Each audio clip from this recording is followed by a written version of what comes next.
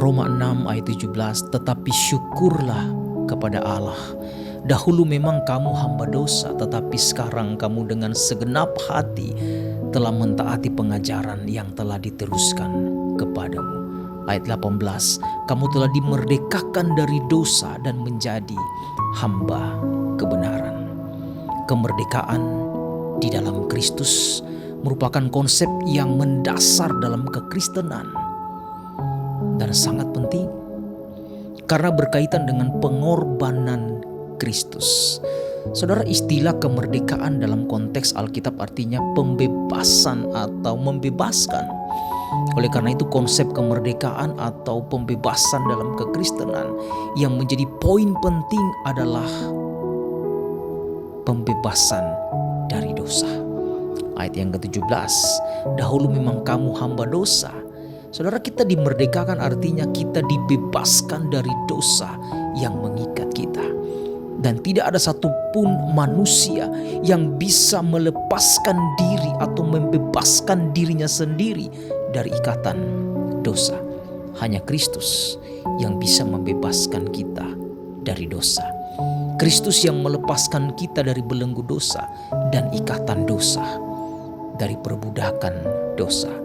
Oleh karena itu dalam Roma 6 ayat 18, kamu telah dimerdekakan dari dosa dan menjadi hamba kebenaran. Oleh karena itu konsep kemerdekaan di dalam Kristus adalah kita orang yang berdosa, yang seharusnya dihukum karena dosa. Tetapi Kristus membebaskan kita dengan cara mati di atas kayu salib. Darahnya tercurah bagi kita. Dan Kristus satu-satunya yang layak melakukan itu. Karena dia suci, karena dia kudus dan dia tidak berdosa. Oleh karena itu Kristus yang suci, dia yang kudus. Hanya dia satu-satunya yang suci dan kudus, itulah yang layak mengampuni dosa. Manusia tidak bisa membebaskan dirinya sendiri. Manusia tidak bisa memerdekakan dirinya sendiri. Atau orang lain memerdekakan orang lain karena keberdosaan. Karena itu dalam Galatia pasal 5 ayat yang pertama dikatakan supaya kita sungguh-sungguh merdeka. Artinya terlepas dari dosa. Kristus telah memerdekakan kita atau membebaskan kita dari dosa.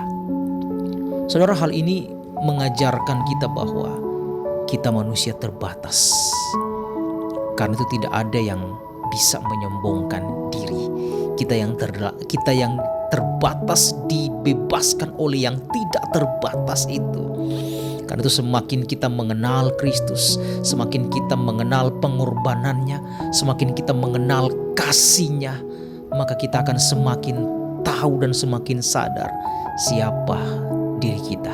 Kita bukan siapa-siapa. Kita hanyalah manusia biasa yang berdosa dan layak untuk dihukum. Tetapi Kristus membebaskan kita dari hukuman itu.